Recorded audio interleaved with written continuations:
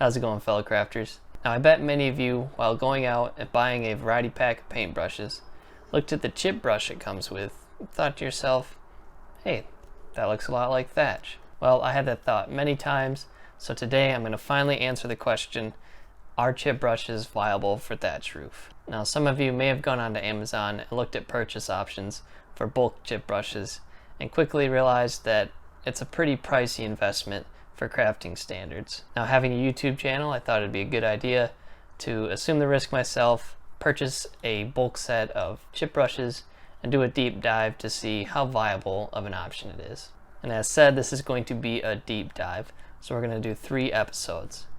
In the first episode, we're going to make pre-made strips of thatch.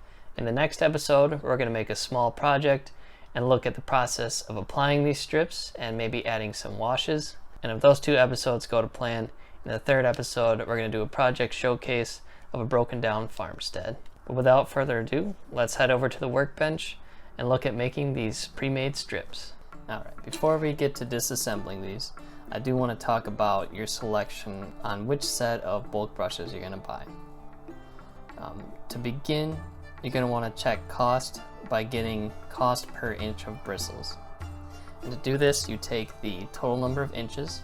For example, I bought 24 of the 3-inch brushes, so that gives me 72 total inches. I paid $16 for that, so you do 16 divided by 72, which gives you a cost of 22 cents per inch of bristles. You can do this with all the different combinations. Just get that total number of bristle length, divide that by your cost, and that's going to give you the base rate of how much you're paying for bristles. Now there's a second part to that decision. For example, say it's cheaper to get 96 1-inch brushes. You do want to keep in mind that you're going to have to then disassemble 96 brushes, as opposed to getting a wider brush. You're going to have less work and less brushes. So I found that balancing cost and the workload, the 24 pack of the 3 inches was the best option. Now, I did have a few 2-inch brushes laying around, and I found that these were a bit harder to get the metal off and to get the bristles cleared. But with that being said, let's go ahead and start disassembling this. So a couple tools you're going to need. Some nippers, which can also be used as pliers. 2 sculpting tools. These are essentially used to pry off the metal and get the nails out. You could use maybe a screwdriver or a pocket knife, but I found that these 2 tools worked really well. This tool here can be used to go into the metal, and then it has the raised middle part, which can give you enough space to get this in and then pry it off. But again, you could use other tools as well. So to start, I go to the middle, place the tool in, push it in, and then slide it towards the nails. Same on the other side. Push it in, slide it to the nails, and then there. So now we got a bit of space. We can go in right next to the nails and pull them out. Or pry them out, rather. Easy enough. Now we get our nippers, take out the nails, save these for other projects.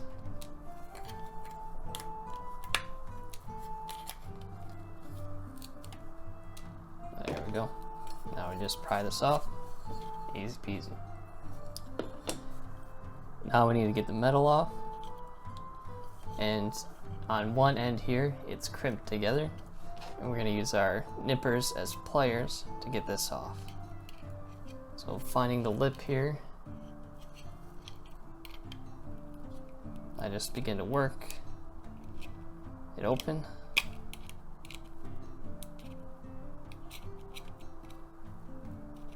Now we need to fold it over one more time. There we go. Simple as that. The bristles are held together by what appears to be wood glue, and then those are wrapped around a piece of wood. Here's one that I've already cut up. You can see how it's configured. To get as much bristles as we can, we're going to try and cut at the base of this wood here. And to do so, the nippers work as a great tool. But before we start cutting bristles and getting them all over the place, we're going to want to put a thread of glue on some parchment paper to serve as the backbone of our strips.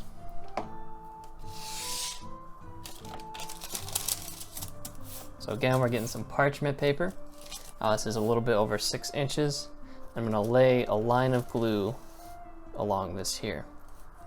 I'm actually gonna do it right here, so I have enough space to fold this over. More on that later.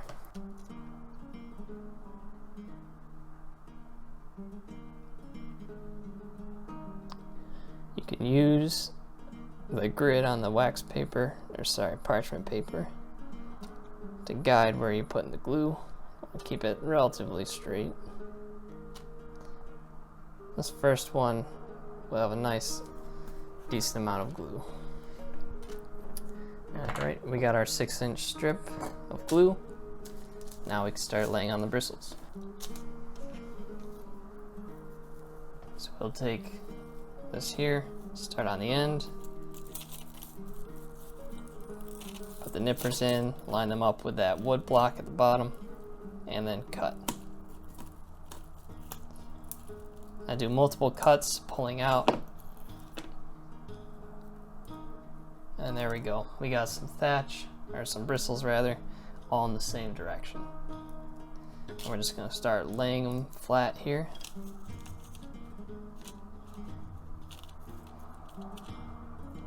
And somewhat spreading them out if need be. Now this is pretty thin at this point, so we're gonna do a second layer. But for now, we're just gonna keep cutting this and spreading it out, trying to keep them all lined up.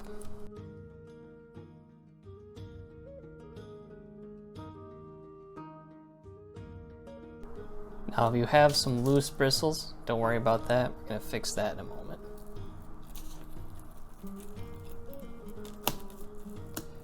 Essentially, we're laying them on top of the glue and slightly pressing down. Don't have to be too secure yet.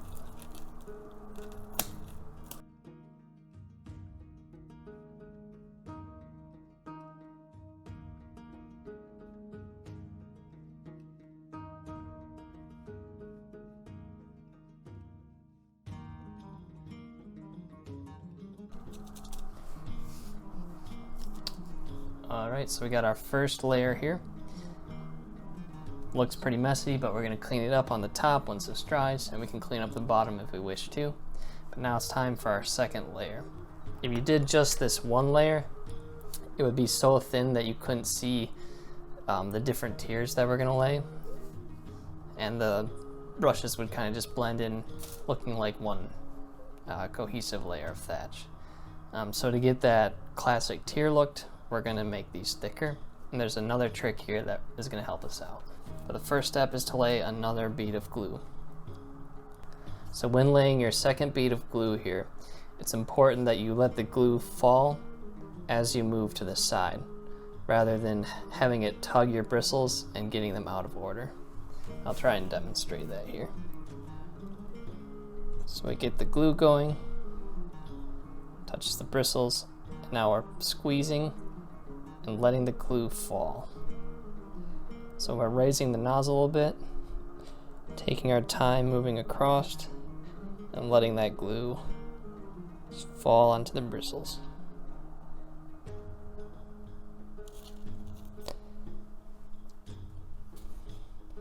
It's a little thin in parts here, so we're gonna beef that up a bit.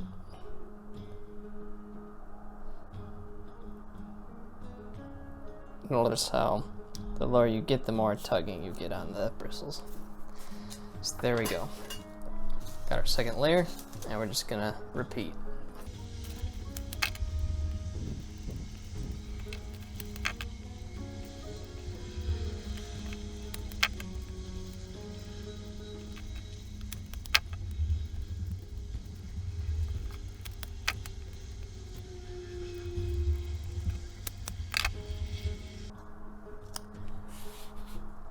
And there, we got our second layer applied. And now for another bead of glue to fasten all this in. Again, raising the nozzle and letting the glue fall. We don't want this one too thick because we don't want the glue being too conspicuous and all globbed up at the top. So now we got our 2 layers, a bead of glue on bottom, a bead of glue in the middle, and a bead of glue on the top. Now to secure all these bristles in, we're going to pinch them into the glue. And this is also going to give us some more width at the bottom here by how we do this. I'll show that in a moment. For now, we're going to fold this over and push them all in and pinch.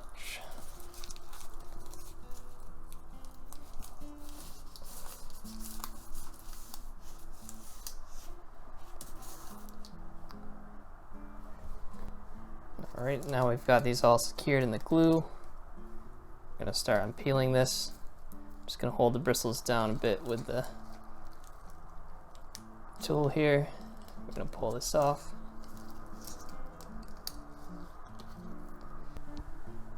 You know what, it looks like I was a little skimpy on the glue, so we're going to add a bit more here.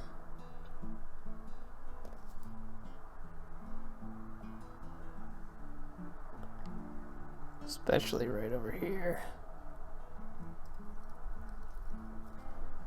Alright. Let's try that again.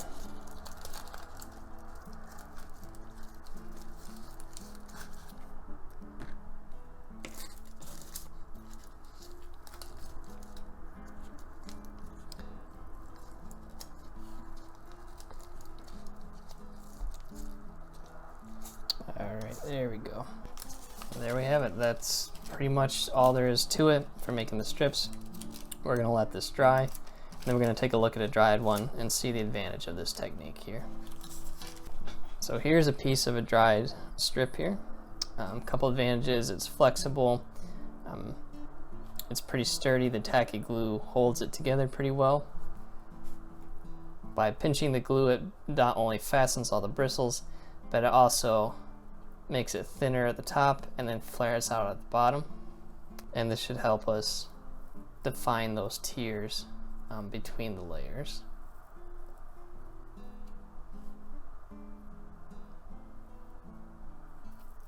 So there you have it. That's how I make my pre-made thatch strips. Stay tuned for the next episode when we look at applying these to a project and touching them up a bit. And as always, thank you so much for watching. Hopefully this was helpful. Keep on crafting, friends.